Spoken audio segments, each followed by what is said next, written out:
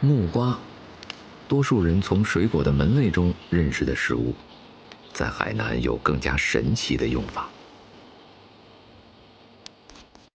就是比较涩性的食物，木瓜是凉性的，夏天吃也不怕，因为它有木瓜各种配料在里面，不会上火。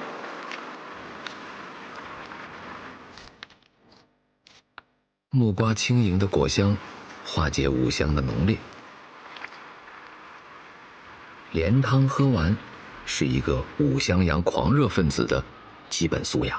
过来看你心甜一点。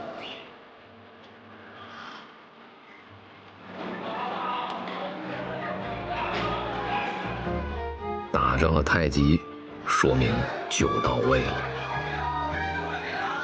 不被打扰的生活，是日常的奢侈。